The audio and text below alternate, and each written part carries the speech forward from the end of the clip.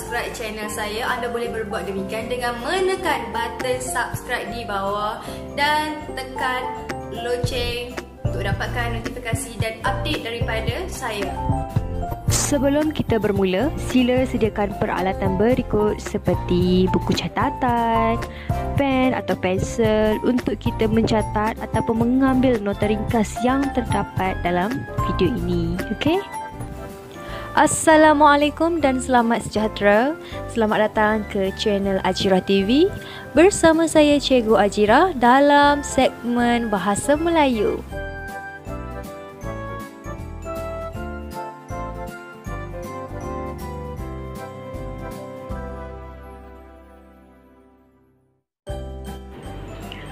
Baiklah, saya akan kongsikan kepada anda semua cara untuk kita menjawab ringkasan dengan baik.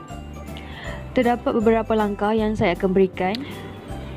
Yang pertama, elakkan mengemukakan pendapat atau kesimpulan sendiri. Biasanya isi bagi ringkasan kita akan rujuk sepenuhnya dalam petikan yang diberikan.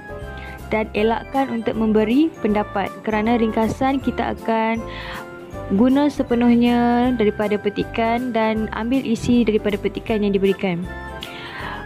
Kedua, pastikan panjangnya ringkasan tidak melebihi 100 patah perkataan. Untuk 100 patah perkataan, kita akan jumpa di bahagian arahan soalan sebelum kita membaca petikan. Ketiga, tulis ringkasan dengan tulisan yang kemas dan mudah difahami. Hal ini kerana sekiranya tulisan anda tidak dapat dibaca oleh pemeriksa, maka agak sukar untuk memberikan markah dan kemungkinan akan ditolak markahnya sekiranya tulisan tidak dapat difahami dan isi tidak dapat dinyata dengan jelas. Keempat, gunakan ayat yang ringkas, tepat dan padat. Kelima, bina ayat berdasarkan urutan isi-isi penting supaya terdapat kelancaran idea. Maknanya sekiranya kita dah dapat isi, yang pertama sekali kita kena susun isi tersebut dan dahulukan isi-isi penting di bahagian atas, kemudian isi-isi sampingan atau selebihnya kita atur mengikut urutan kepentingan supaya nampak ada urutan dan kelancaran idea.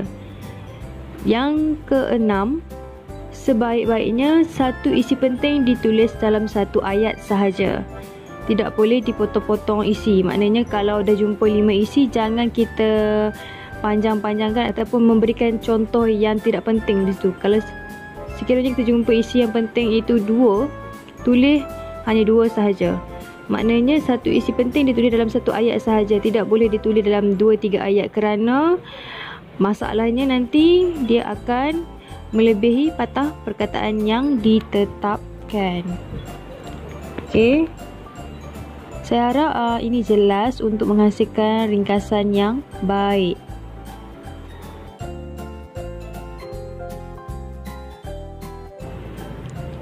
Baiklah, sekarang kita akan lihat satu petikan ringkasan dan kita akan jawab bersama-sama. Berikut merupakan arahan yang biasanya kita akan jumpa sebelum kita menjawab ringkasan. Berdasarkan petikan di bawah, tulis sebuah ringkasan tentang kepentingan-kepentingan air.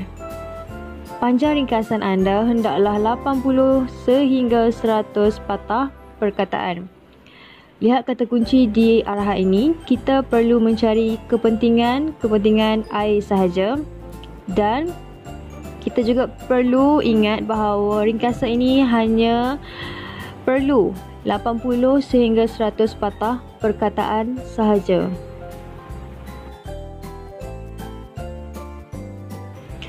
Baiklah, sekarang mari kita baca petikan ini bersama-sama. Semua benda hidup memerlukan air untuk meneruskan kehidupan. 70% daripada luas permukaan bumi ini diliputi air. Air dapat diperoleh daripada pelbagai sumber seperti hujan, mata air, perigi, sungai dan laut. Air diperlukan oleh manusia sebagai minuman. Air membentuk sekitar 55% sehingga 57% berat badan manusia. Manusia memerlukan sekurang-kurangnya 2 liter air atau 8 gelas air kosong sehari untuk melaraskan suhu badan. Di samping itu, air juga membawa nutrien dan oksigen ke sel serta menghapuskan sisa yang berlebihan dalam badan. Tanpa makanan, manusia dapat hidup selama 8 minggu, tetapi tanpa air, manusia akan mati dalam masa 3 hari. Dalam urusan harian, air digunakan untuk tujuan memasak dan mencuci. Sistem air yang disalurkan ke kediaman akan memudahkan urusan suri rumah tangga. Air bersih yang disalurkan mampu meningkatkan taraf kesihatan dan keselesaan hidup manusia. Dalam sektor perindustrian pula, wujudnya sesetengah produk yang memerlukan air sebagai mekanisme utama dalam produk penghasilannya. Misalnya, industri makanan dan minuman memerlukan air untuk tujuan masak dan mengetin makanan sedia proses.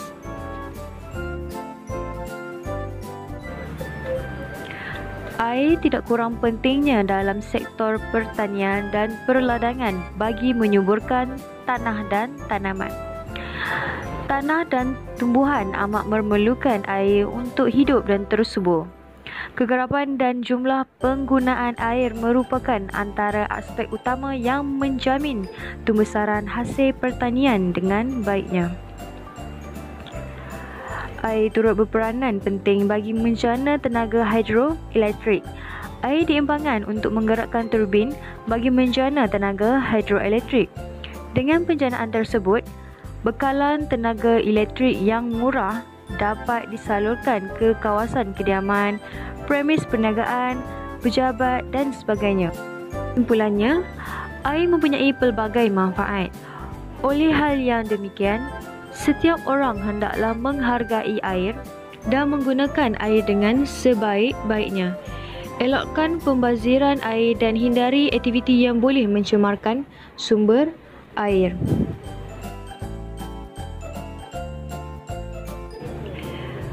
Okey, seterusnya saya akan kongsikan beberapa isi yang telah diperolehi daripada petikan yang telah dibaca tadi.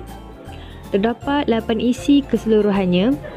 Isi yang pertama, air diperlukan oleh manusia sebagai minuman.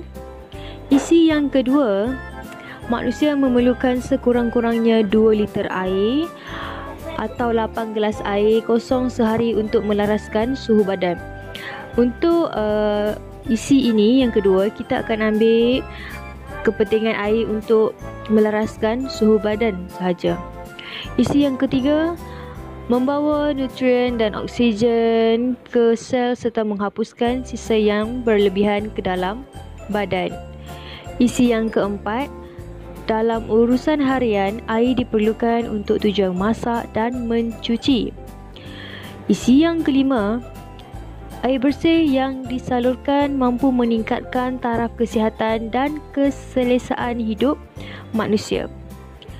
Isi keenam, dalam sektor perindustrian, wujudnya sesetengah produk yang memerlukan air sebagai mekanisme utama dalam produk penghasilannya.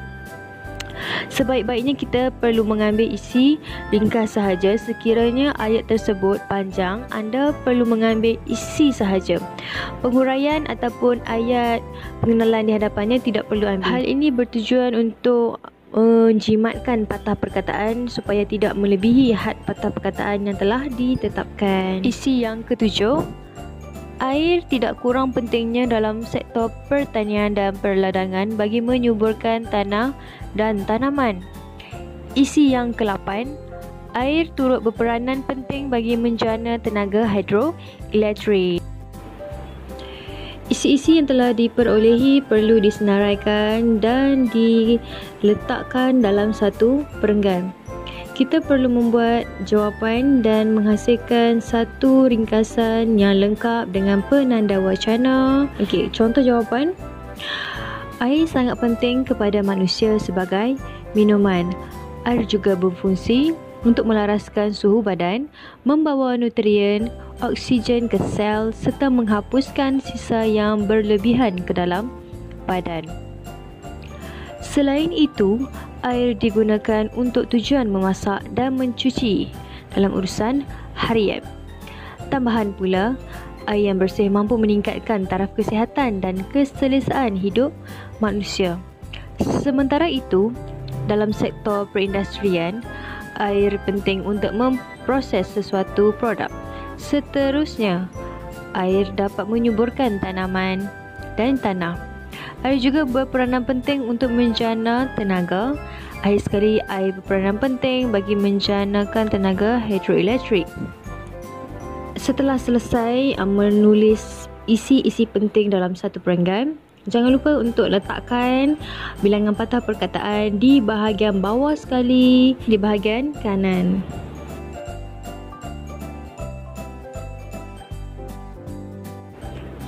Perkara terakhir yang perlu anda lakukan sebelum anda menghantar ringkasan anda untuk disemak, anda perlu menyemak ringkasan anda. Terdapat beberapa perkara penting yang perlu anda lakukan. Yang pertama, betulkan kesalahan tata bahasa, ejaan dan tanda bacaan. Sekiranya terdapat kesalahan-kesalahan seperti kesalahan ejaan, tata bahasa dan tanda bacaan, secara tidak langsung akan mengurangkan markah yang akan anda perolehi. Kedua, catat jumlah perkataan di bawah baris akhir ringkasan dalam kurungan. Biasanya jumlah patah perkataan akan berada di bahagian kanan sekali. Ketiga, kira jumlah perkataan dan pastikan bahawa panjang ringkasan anda hendaklah antara 80 sehingga 100 patah perkataan. Ringkasan ni perlu buat ringkas sahaja, tidak perlu buat 5 perenggan dan tidak perlu buat sehingga 200 patah perkataan. Lagi ringkas, lagi bagus. Maksudnya isi yang perlu anda letak perlulah isi yang ringkas, tepat dan padat, bukan isi yang panjang berjela sehingga melebihi patah perkataan. Yang keempat, sebaik-baiknya satu isi penting ditulis dalam satu ayat sahaja.